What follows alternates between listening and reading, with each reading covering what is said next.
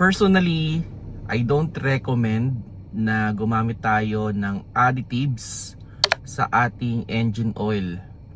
Much better na mag-early change oil na lang tayo kaysa lagyan natin ng additives yung ating engine oil na sinasabi nila na pwedeng magpatagal ng buhay ng oil, mas magiging matipid sa gasolina, or mas malinis yung engine natin. Ang ating mga engine oil, meron na yung additives or meron na rin yung kumbaga detergent para maging maayos at hindi magkaroon ng oil sludge yung ating loob ng engine. So kung ako ang tatanungin dyan, no, early change oil ang best option.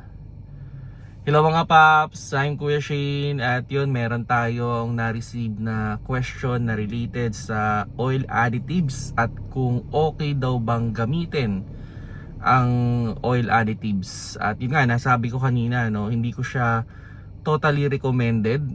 Ang pinaka best option lang talaga natin dyan, o ang pinaka maganda natin gagawin is mag early change oil na lang tayo. So for example, yung oil na nilagay natin is good for 5,000 kilometers, di mga 4,000 kilometers palitan na rin natin.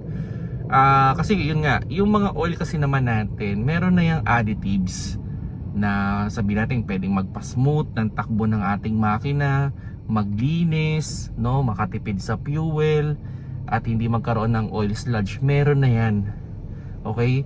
So ang pinaka-idea dito, wag nyo lang i-overuse yung oil. Okay? So kumbaga, kung kakaya, 'di ba? Mag-early change oil na lang tayo para mapanatili natin na malinis yung loob ng ating engine, no? Kasi yun nga, marami rin naman kasing ngayon na lumalabas na mga ngayon, na mga additives, no? At personally, may mga nare-receive din akong mga messages kung okay daw, gamitin ko daw ba yung additives nila. And personally, marami na akong refuse.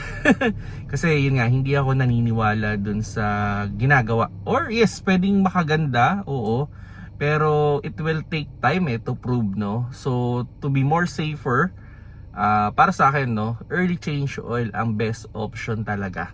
Kung gusto nyong i-spoiled yung inyong makina at gusto nyo talagang mapatagal, sundin ninyo yung recommended na interval nung huling oil na nilagay ninyo para maiwasan ninyo yung pagkakaroon ng oil sludge at mas maging matipid sa fuel yung inyong engine. Kung nagustuhan nyo yung video, pakilike na lang mga paps.